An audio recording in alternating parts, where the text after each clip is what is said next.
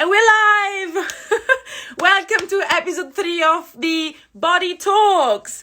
We just had a little technology jump, but we are back. This is episode 3, and my amazing guest of today is Monica Gaga. Monica is a big friend of mine. She is an amazing improviser, host, producer of improv shows, facilitator, teacher, and much more. So let's introduce you to Monica, and let's hear all about her story and her skills and her confidence.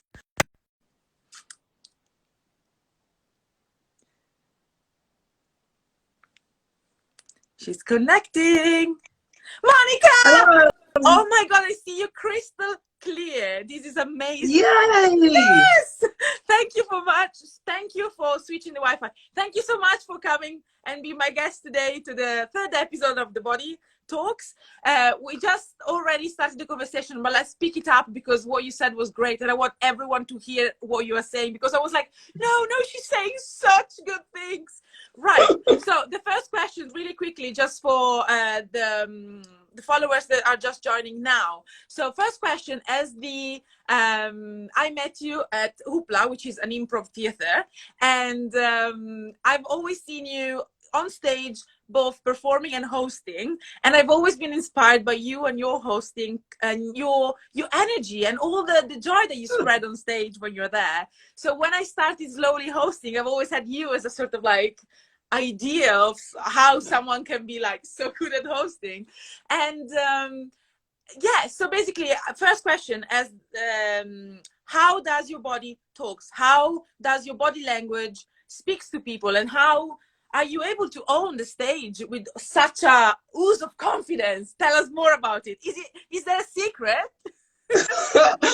I would say the secret is giving yourself time. I always say this, that like we're all going through a process of acceptance and also growth as well, and constant change. So when you can get to that point of you're just like, and I said it before, like there's no placeholder, there's no coming soon, there's no to be continued. Like you are there, like you're here, you're now. And once you can get to the point of being like, well, despite exterior things, I feel comfortable within myself, and I'm going to do what brings me joy, especially if it's not affecting other people. So once you can get there and be comfortable on stage, then the people watching you on stage, they become comfortable, because they might go, and people do it for a split second of just like, oh, should she wear, she might be saying in your head, should she be wearing that belly top? Oh, those are a lot of colors. But once they see like, oh, okay, oh, this is just you. So many people just go, oh, only you can get away with it. No, it's because I don't get permission. Not that only I can get away with it.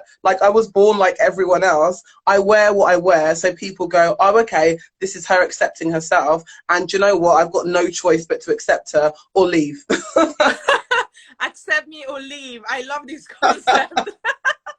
But also, yeah, what you just said about not being a placeholder and not holding our clothes and our body for when we lose weight, when we feel better, when the pandemic finishes, when I will stop having, I don't know, we are not placeholders. We are here now, and we have to celebrate these. And I love what you said about when you feel confident yourself, you are able to make the other people feel confident. That's a key. I think that's the secret. Even if it's a journey to get there. But when you are in a good place, you are like so powerful.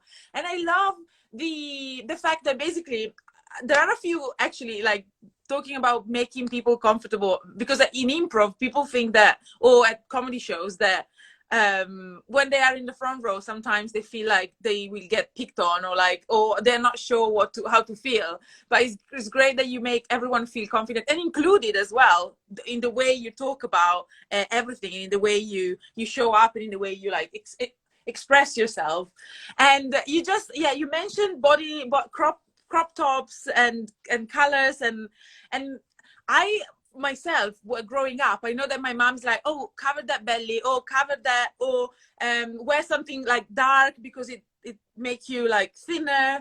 Or not just my mom, everyone in society really. And seeing you with whatever you want to dress and owning it, it's such a breath of fresh air. And I've always looked up at you like for that. You're such a big inspiration for me for that. And what you were saying is that you find clothes and you make them work for you, right? So tell us a little bit about where you find all these amazing things that you put on your body.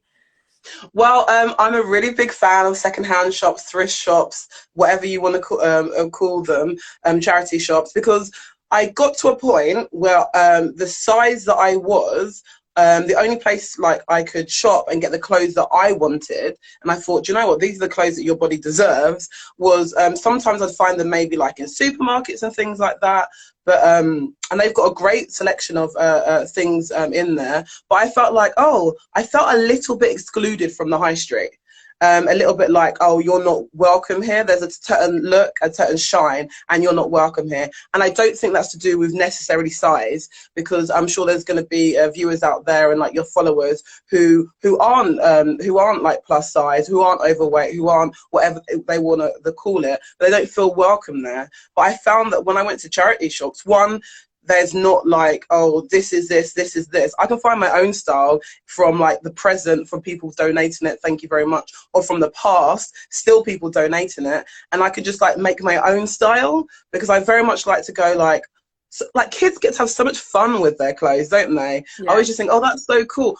I want to have fun. Let's have fun with fashion. It's not like, oh, you should wear this or you shouldn't wear this. If I feel comfortable and it's not hurting anybody, like I should not be punished. So go to those charity shops if you want to just like mix up that look. And also, I love going through what I used to wear as well, because an outfit I'll go, oh gosh, I'd never wear that. Do you know what? Give it a couple of months. I'm like, do you know what? I'll turn this into a crop top. It's a button-up top, and I'll just like tie it kind of just like that, and I'll turn it into a crop top. Or I'm like, oh, this is a cool bit of material. I'll put it as a headscarf, like this headscarf. I'm not sure if the viewers heard, but this is what my mum used to use to carry me. So she'd wrap the material around herself and have me on her back. So this is like as old as I am, but it's like it's still fresh. There's no holes. There might be one little hole somewhere, but it's tied up. You can't see it. Oh my god, I love it! I love it so much. Yeah, it's what print is it? Well, there's little birds on it, little like birds in flight or about to descend to the ground. I'm not sure. So beautiful. I love it. I love it. And then how about the earrings? You always have these beautiful earrings as well. I think that's another extension of just like really like enjoying.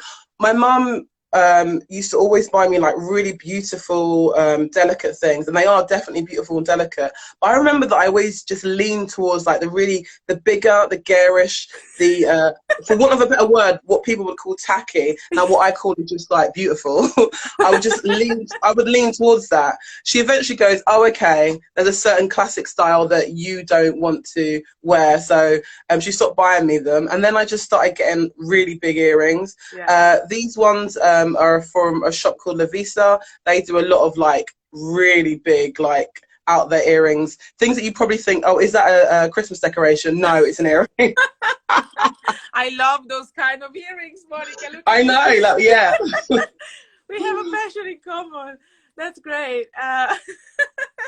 Yes, and I love the charity shop kind of mentality where you can find anything. You don't have categories in there. You just go explore, have fun, and make them work for you.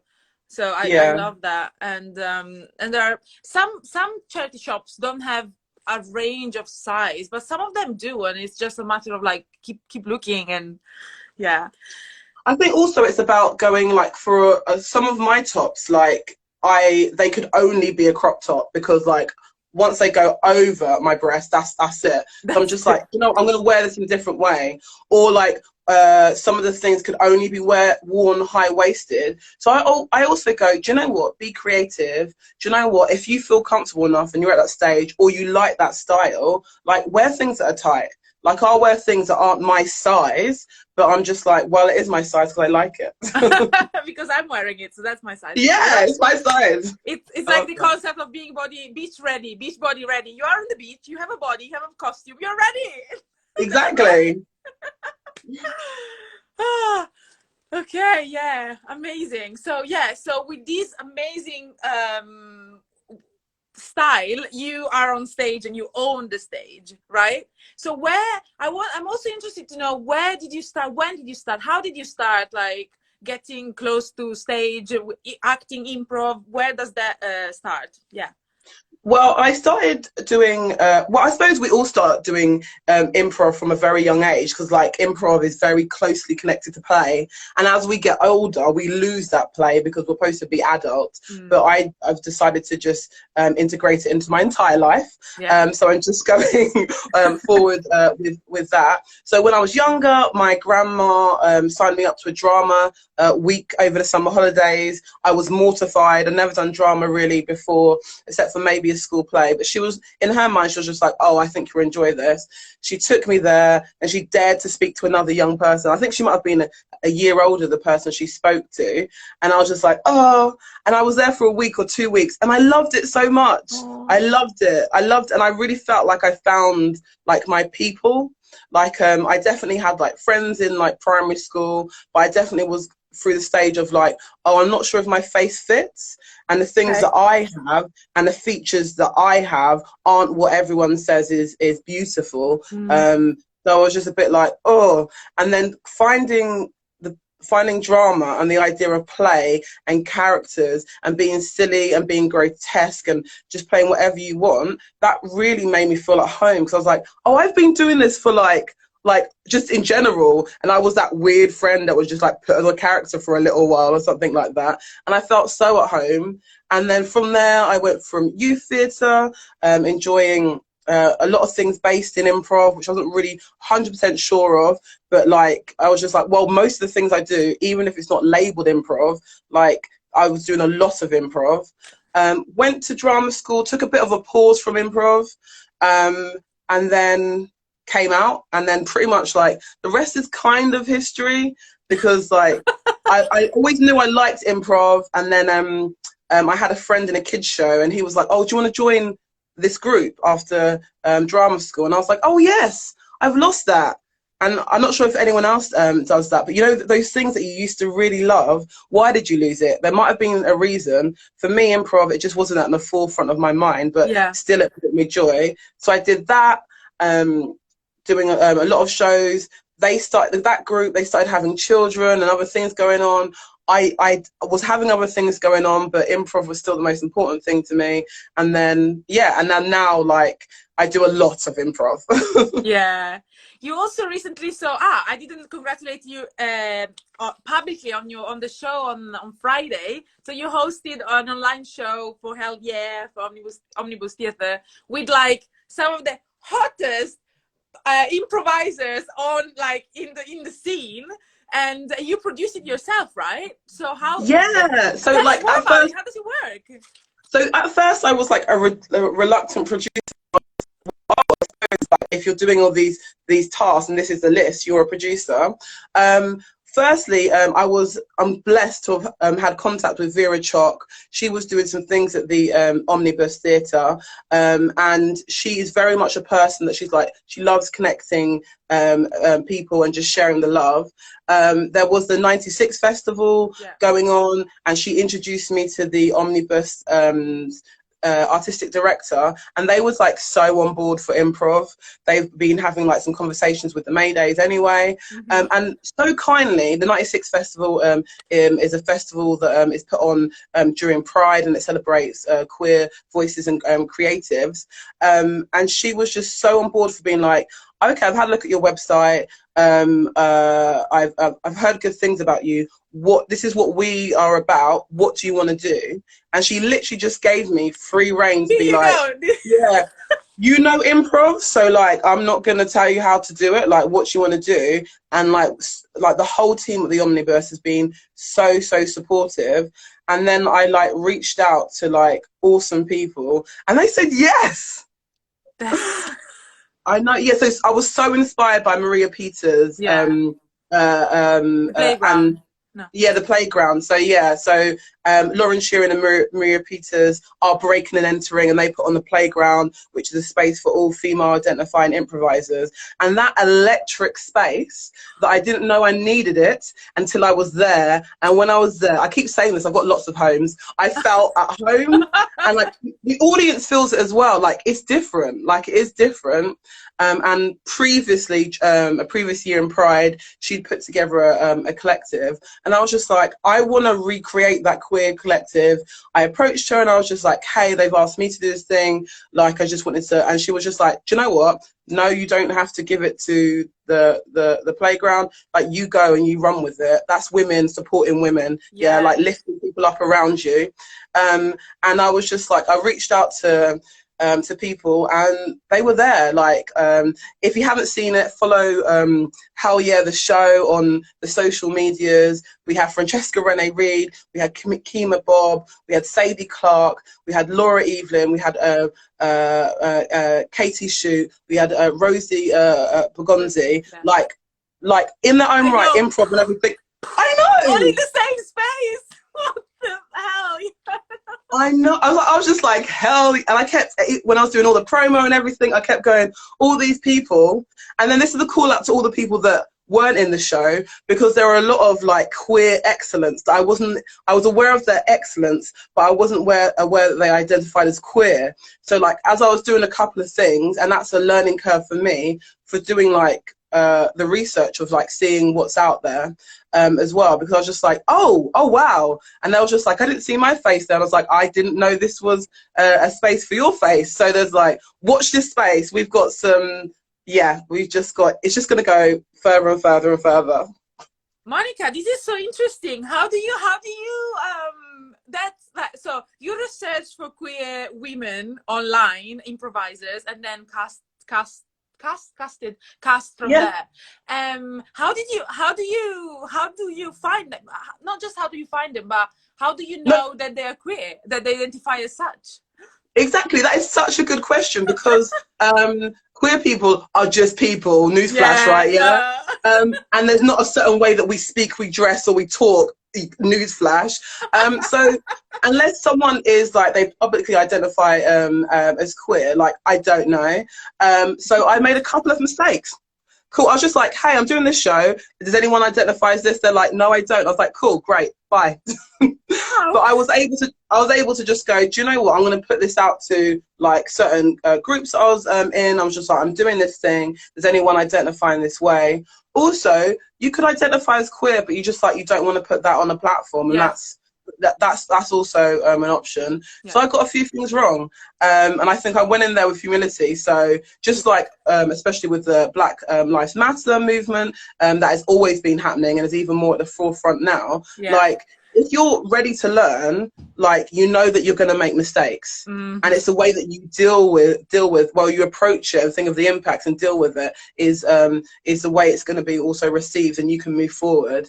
And also just looking at what groups people are aware, Facebook groups, because I post something and I was like, oh, that person's part of this group. Is it because they're an ally, or is it because they identify as queer? And I was like, let me look at the Facebook rules. No, you have to be queer. And I was like, this is good to know for the future.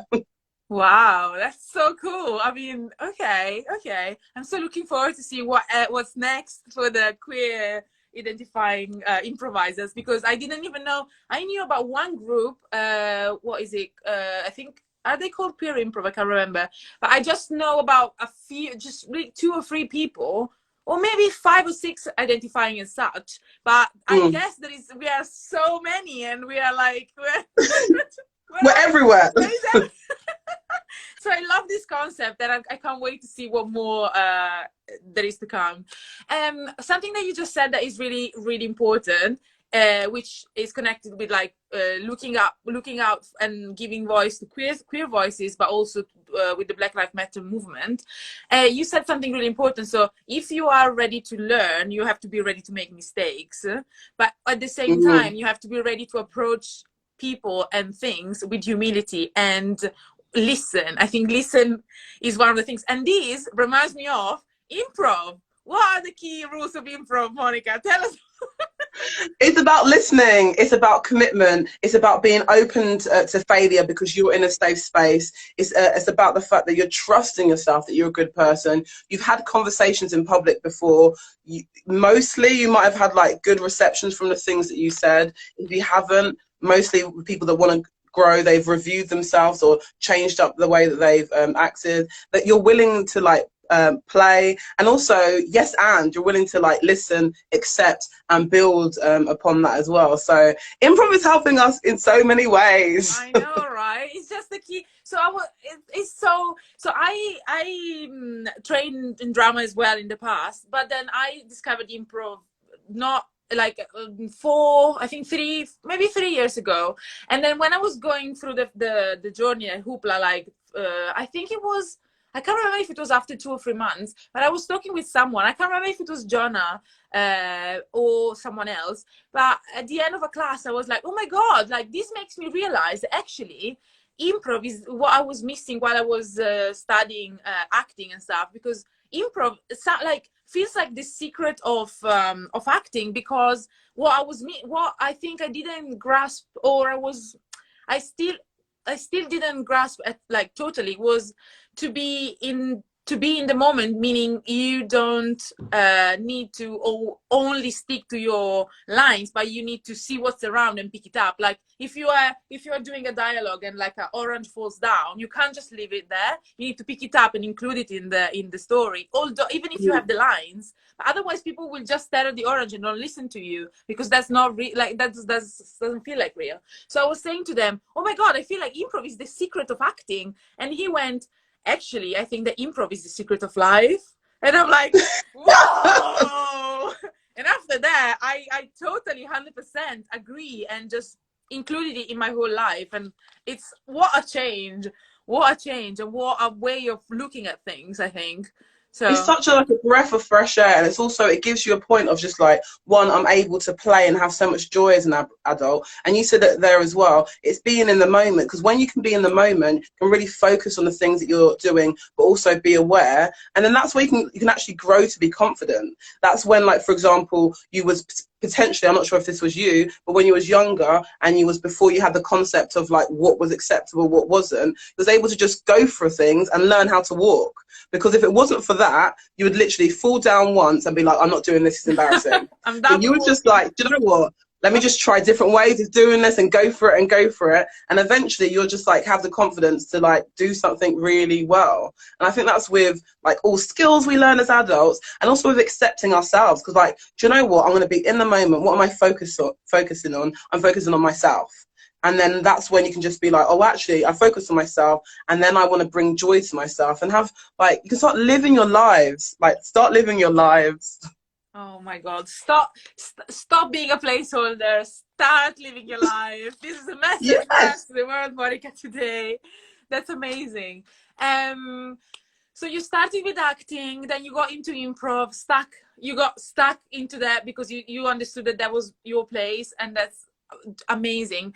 And how else are you using improv in your life? I know you're a facilitator. I know you work with young people. Yeah, I'm a youth worker as well. Yeah. Tell me more about that aspect of your life. Yeah, so I'm a facilitator, so I facilitate workshops about improv and other things. I'm also a youth worker, and I work with young people that that might be like at risk of many things. It might be at risk of like poor self-esteem, and it might be the case of that they just need like respite from what's going on in general. It might they need a safe space to make friends. It might need they're vulnerable to like child sexual exploitation, like a load of like lots of different things. I use improv all the time. I love the idea of like, we need to get back to like play, and back to kind of like, do you know what, let's enjoy ourselves. So it's a great icebreaker, like be it for adults, be it for young people. Let's laugh. Laughter can be a great way in to like connect with people. We're a whole new group, but when we get to laugh together, we're bonding. And then when we bond, we can be in a comfortable place where, especially with my young people, we're in a space where we feel like I'm safe and I can share and my truth, and people are going to listen to me because I'm listening to them as well. Also, I keep talking about play, but I feel like there's a game or an activity. For example, it might be the learning objective for most. Wait, I lost you there. One sec.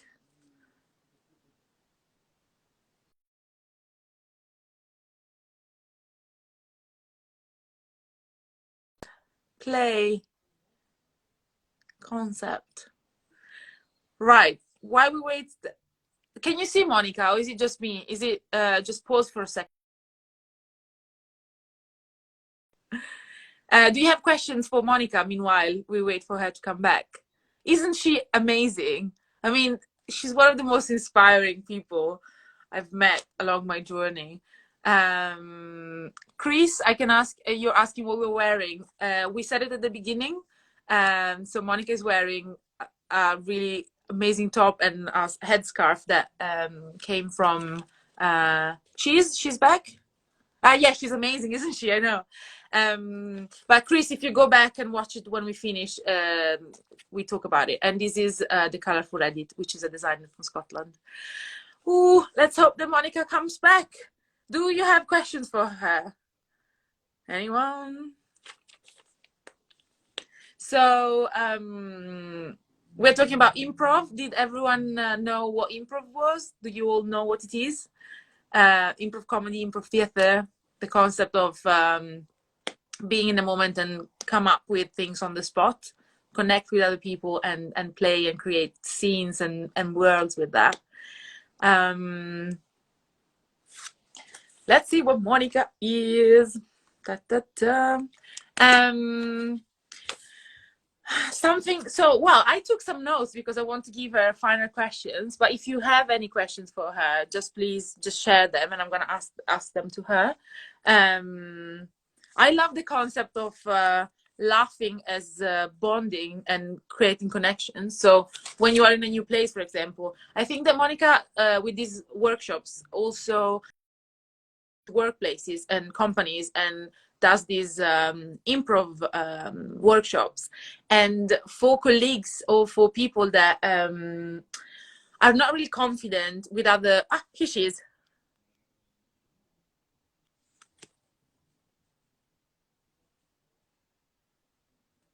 We're gonna explain probably. Hi Monica, welcome back. Hello. Well, the internet was just like trying to be against me, but I'm here. You're here. It's fine. You're here. You're queer. Woo! I know. This is how you introduced the show like on Friday. It was so good. We're here. We are queer. We're ready for a night of fun. That was just brilliant. Meanwhile, you were away. I was starting to talk about when you do like workshops for companies and for adults. But let's finish off with the youth, because that was really, really good. So that also, if anyone is interested, you can get in touch with Monica, and then you can bring her in your schools or in your communities and start a journey of improv, which is life-changing. But sorry, carry on with what you were saying about creating play with them and make them connect. I think also once you get to the point of playing, I feel like if you're playing, you're definitely listening, because you're just like, well, it's intuitive reactions. Like someone's going to do something. What are you going to do back to that? The idea of like, we can play and we can have some fun. Let's just like laugh, feel comfortable. And then we get to a point in the group where we feel comfortable enough to share. Once we start sharing and we're less self-conscious, because we're just like, oh, I feel more relaxed here now. You can start then that point of growth, because you're comfortable, you're sharing, then you can start reflecting on actually what are the things that are awesome about me, because there are so many things awesome about me, no matter what exterior factors might be saying, and what are the things that I'm reflecting on that maybe I want to change and grow. But it's not about saying, oh, you should do this or you should do that. It's about just listening to yourself and going, oh, actually, what changes do I want to make? And I feel like improv helps us so much with that, because we'd be doing certain activities and it just seems like, oh, you almost got your guard down. You're like, oh, it's just a game activity, or we're just doing a thing. And then you go, like you did with Jonah, when you went, oh, and you make that connection, and then you're just like, I'm ready for stage 2 of my journey. Yes, exactly. I'm on it. I jumped on the train. Let's go. Yeah, completely, yeah. And I think with younger people, it's about how you said, like, make them feel comfortable listening, playing, and then sharing and growing. And I think that when you get older, like when you're an adult, it's a bit different. And I know that I was mentioning about the workplace, and I know that in a lot of professions, in a lot of like jobs, people feel like they need to just like be prepared for everything, have an answer to everything, have a solution for everything, otherwise they're a failure. But how would you just change and rewire that thought with improv? I think having that sense of improv, and it doesn't even have to be like applied improv to whatever your field is, you've got that space where, one, you've created a safe space in the improv workshop, and you're able to play, and then that's when your creativity kicks in. Because if you're playing, you're able to go, okay, let me put out this idea, this idea, this idea. Then you're like, I'm not afraid of failing, or someone going no, or someone rejecting it before it's grown. You're putting out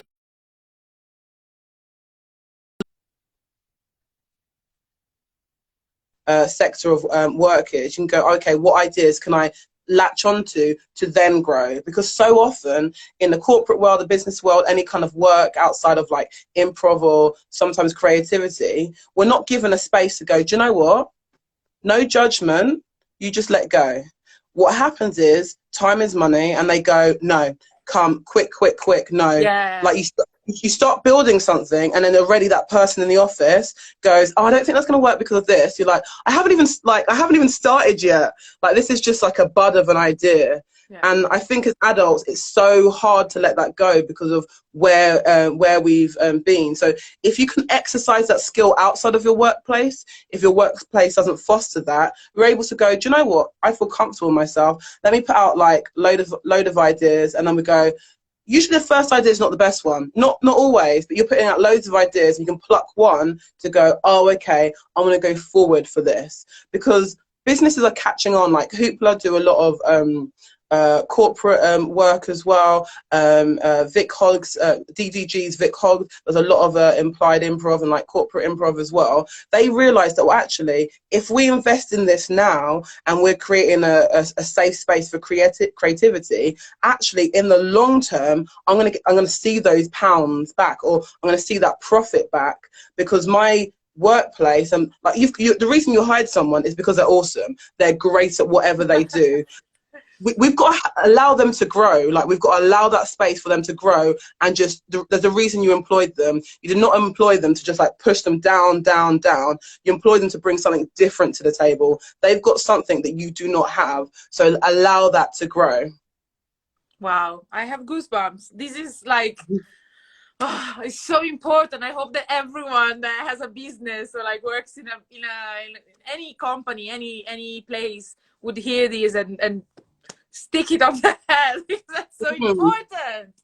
Just hire to make people grow and to just lift everyone's skills, because if you do it together, you actually get the best out of people and the best out of the company you hire them for. So like, exactly. No, carry on. Yeah. And if they're growing, one, they're helping your business. And yes, staff retention is difficult, because if you bring someone up to a certain stage, they might leave you. But what other people are doing, other potential creatives are doing when they're looking at your business, they're going, this is the place I want to work. This is a place that I want to be. So that investment in that the person that's working for you that may in the future leave, because that happens, someone else is going to go, oh, this is the place where I can be creative, and you're going to entice like the best minds, and that's what you want from your business. Because it might be literally someone's just like, I'm the best at what I do, like it's just a preference of what company I go for at the moment now.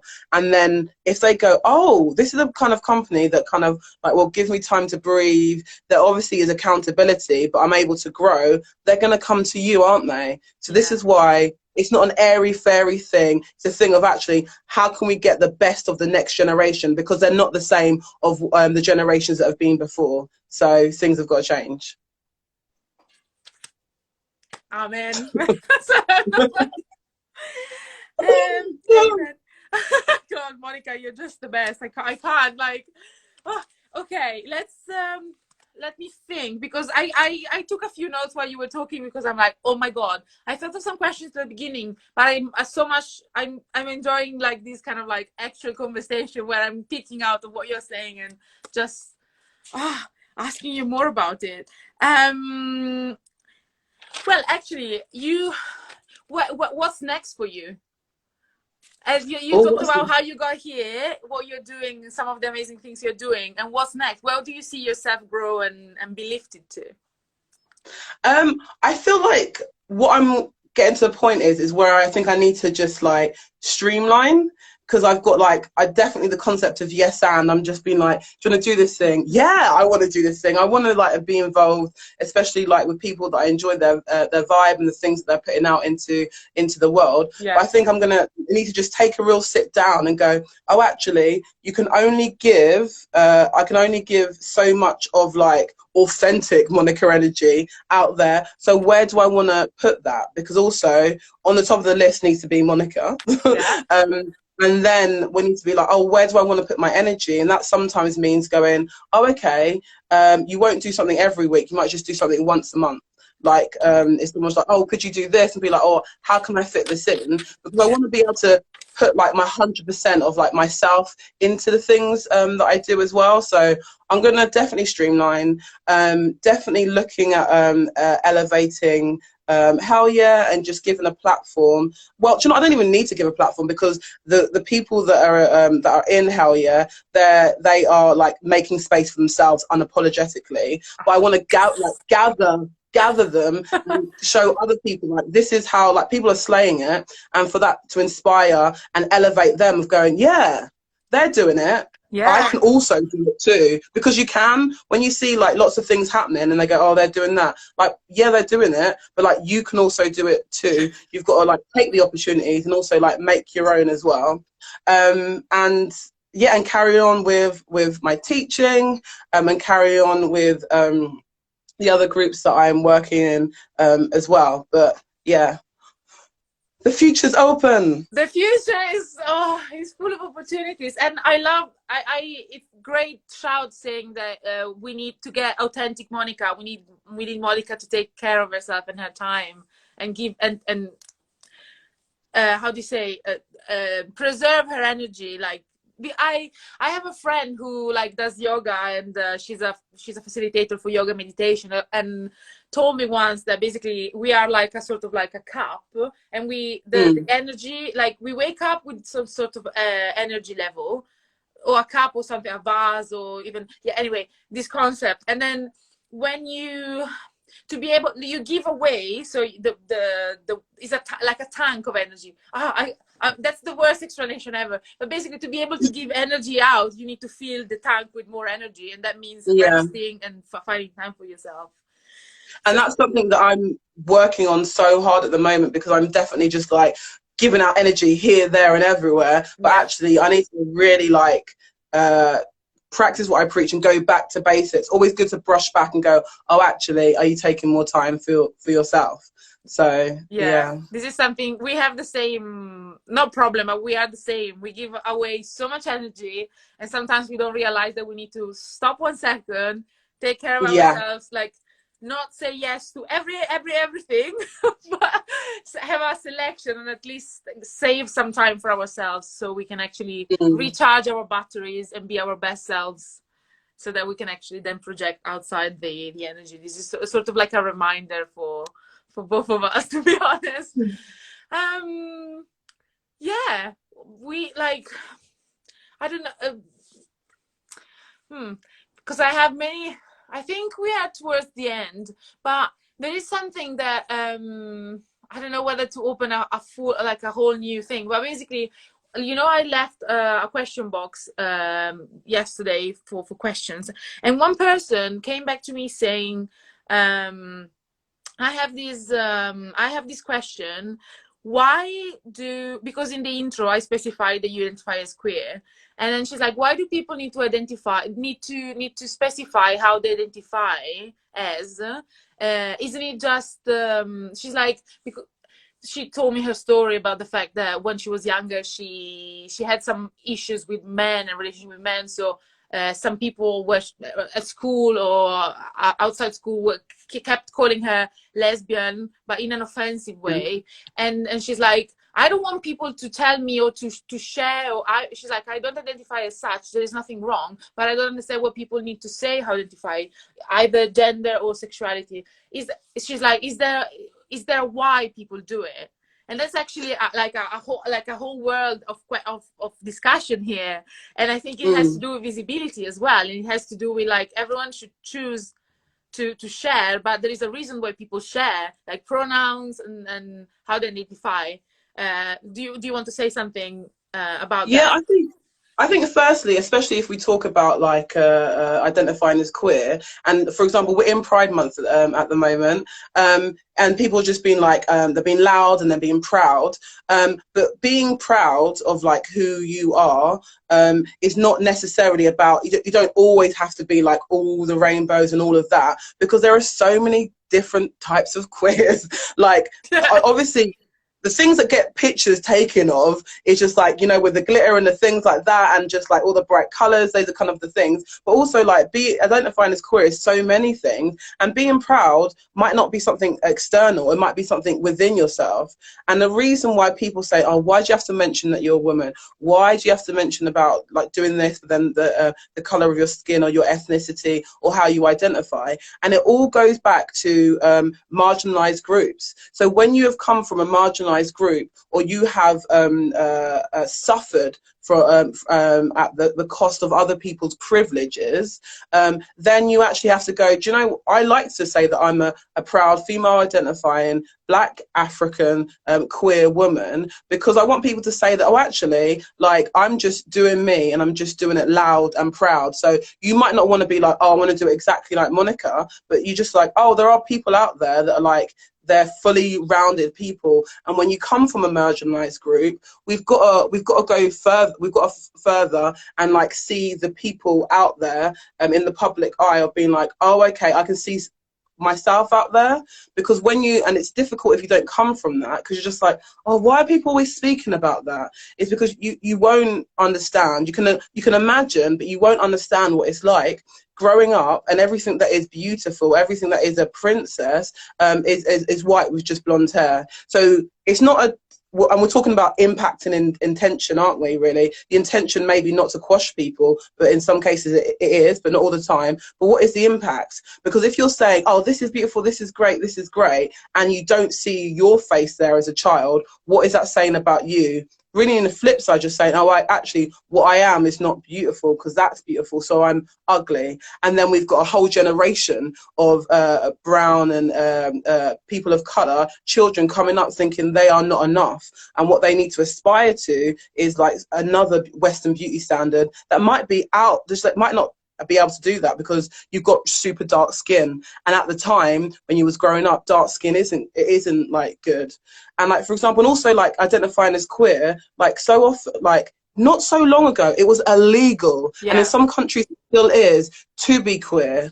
Yeah, it's illegal because it's bad, it's unnatural, so many other things that we do not have a choice of. Like, I was born queer. I wasn't aware that I was queer all my life, but I still was queer. It just happened.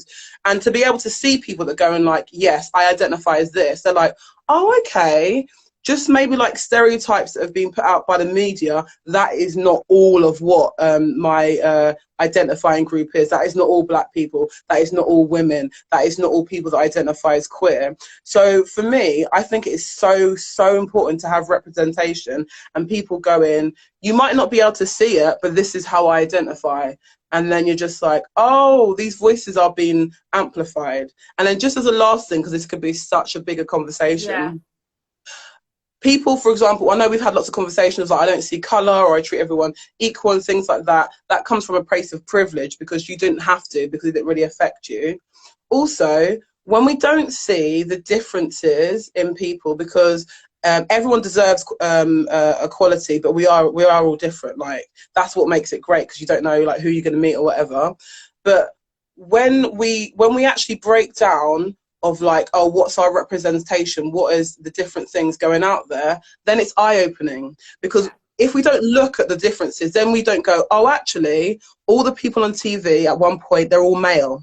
Or all the people in a certain corporate level, they're all male. But if we just don't see gender, we don't see that. If we don't see colour or ethnicity, actually, of colour, it's flooded by that. But if we don't see colour, we just go, do you know what, you broke the law. But don't we can start to question of just like, why is it that there are so, even though like someone might make up a certain slice of the population, why are they over or represented in a certain field? Then it's difficult, because when we go, oh, okay, this is a history of saying, oh, actually, like white males are more able to do things, and then we have to unpick some of those things. And if when we unpick some of those things, it takes away some of our privileges, or it might identify that something that we've been doing is harmful to someone else, it's difficult to hear that. Because especially when you're just like, I'm a good person, I've just been living my life. Well, actually, sometimes we need to like readdress the way that we're living our lives and the way that we treat others, because you're just like, oh, I didn't know then, that was not my intention, but what my impact was is that it's harming other people. So I say, yes, we do. We need to be eyes wide open. Let's see what the representation or the underrepresentation is.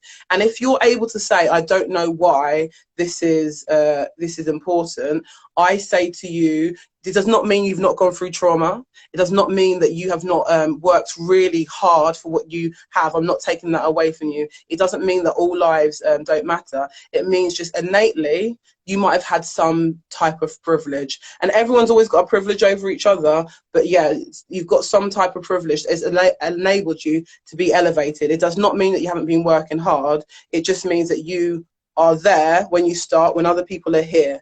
When really we should all start from here and let all the hard work just like lift us forward. So, and also it seems like the person who wrote that question, I bet they had a really horrible experience, because a lot of people, especially in the school age, and I'm not sure how old they are, they'll use that like someone identifying as queer as like a negative thing. And especially if that's not you, to have that constantly there is just like it's a horrible thing. And I'm sure I'm sorry that they had to experience that, because they don't identify as queer, but other people do, and they also need a space, because you have been bullied for it, but you weren't. But if you were queer, does that mean that you yeah, should you have been bullied for it? Is this what we were saying? Yeah. So that's my 2 pence, but I'm only one voice. Wow. Yeah, but a great one. No, great response. Oh my God. I'm speechless. That was like the best response. Like, yeah, thank you so much for that. And yeah, whoa. Yes, I think these basically, so the representation and the visibility are also ways for to see themselves represented, and to feel that this concept of feeling at home that you were saying when you were in a drama school and in improv is this concept that everyone should find somewhere. And I think like this celebrating communities that are like underrepresented is like a way for people that identify as such to feel at home somehow. Oh my God, I have shivers. Yeah. Right. So I think this is the biggest message, right? Yeah, and I think also it's just like the fact of like when people are just like, well, if I made an all whites club, this would happen. And the question I say is that you don't need an all whites club, because that is the world. You do not need a whole man's club, because that is the world. And I'm not saying if you identify as any of anything that you do not that you don't need support and love and things like that, but it's because, oh, actually, when you're underrepresented or you're marginalized, it's good to like, how can I be in a safe space? And also, if I feel like if you're in a safe space, like for example, let's take children from a home. You come from a home of love and supporting. You've got that base to grow and be yourself. So when you go out in the outside world and you might have to combat anything, you're ready. So that's why marginalized groups need that space to like build themselves up, to like be ready for like whatever's going to be happening. And at one point, I don't think it's going to be in my lifetime, but we're going to get to the point of just like people are able to feel comfortable with being uncomfortable, feel comfortable with being called on like what they're doing. Like even if you're in charge, be able to go, actually, times have changed a certain way. We don't use that language, and you're not just go, oh, well, I'm too busy to like know about pronouns are ridiculous. I just want people to get their jobs done. Well, actually, it's affecting your workforce, and you're leaving so many people. Remember when basketball? Well, I don't think we was born then, but basketball used to be all white. Remember that? because then you didn't even see the possibility that other races or ethnicities could be good at something. And think about that in business. Who are you leaving out? Is there that trans programmer that like does not feel comfortable in your company, but they're the best in their field? Who are you leaving out? This is just bad business sense, and also treat people like people, for goodness sake. Why are you leaving out people? Just think about it. That's the best and the end probably of this interview. Wow, Monica, I mean, I I can't thank you enough for this conversation. It's I'm touched, I'm inspired, I'm angry, I have goosebumps. I think, thank you, like, this is what I was hoping for and more. You are just so amazing. I know I keep telling you but this is how I feel. And so just to finish off, do you want to do you have, how do you call it, plug? So like, where can people find you if they want to get in touch with you? Also, what's next, if you have any shows or anything you want to share with the audience? Yeah, so go to my website, www.monicagaga.com.